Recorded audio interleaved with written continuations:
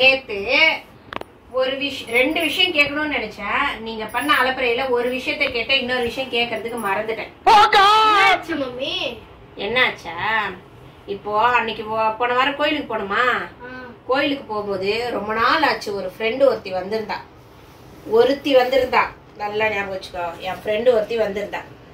அவளை பார்த்துட்டு பேசிட்டே இருந்தோம். பேசிட்டே இருக்கும்போது சரி இவ்வளவு நாள் கழிச்சு பாக்குறமே, உனக்கு ஏதாவது ஹெல்ப் வேணும்னா சொல்லு, என்னோட ஹஸ்பண்ட் பக்கத்துலதான் இருக்கிறாரு அப்படின்னு சொல்லிட்டு நான் சொல்லிட்டு இருந்தேன்.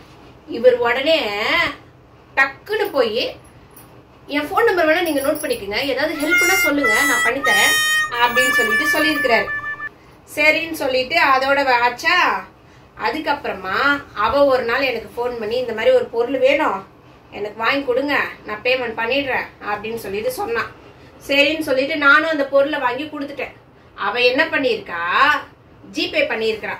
என் நம்பருக்கு பண்றதுக்கு பதிலா உங்க டாடி நம்பருக்கு பண்ணிருக்கிறா. பண்ணிட்டு போன் பண்ணி வேற சொல்லியிருக்கிறா, இந்த மாதிரி உங்களுக்கு அனுப்பி விட்டுட்ட, ஒரு பொருள் கேட்டா வாங்கி கொடுத்தாங்க அப்படின்னு சொல்லிட்டு. இவர் என்ன பண்ணிருக்கிறாரு தெரியுமா? நம்பாலு இல்லங்க பரவாயில்லங்க அப்படின்னு சொல்லிட்டு இவர் ரிட்டர்ன் அனுப்பிட்டு, பரவாயில்ல நீங்க எப்ப வேணும்னாலும் கொடுங்க, ஒன்னும் அவசரம் இல்ல அப்படின்னு சொல்லிட்டு இவர் சொல்லியிருக்கிறாரு. அதுக்கு அவ சொல்லியிருக்கா, எனக்கு ஒன்றும் பிரச்சனை இல்லைங்க, என்னைக்கா இருந்தாலும் இந்த காசு நான் கொடுக்க வேண்டியதுதான், அதனால நான் உங்களுக்கு கொடுத்துடுறேன் அப்படின்னு சொல்லிட்டு சொல்லியிருக்கிறாரு. இவர் சொல்லியிருக்காரு, பரவாயில்ல இருக்கட்டும், நீங்க உங்களால எப்போ முடியுமோ அப்ப கொடுங்க, நான் அப்புறமா வாங்கிக்கிறேன் அப்படின்னு சொல்லிட்டு இவர் சொல்லியிருக்கிறாரு. இவர் இப்படி சொன்னாரா?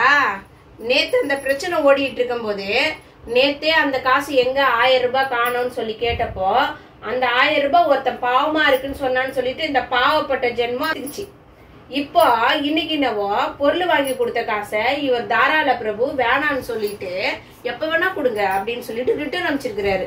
இவருக்கு எதுக்கு இந்த தேவையில்லாத வேலை? என் ஃப்ரெண்டு கிட்ட ரிட்டர்ன் அனுப்புறாரா காசு, ரிட்டர்ன்.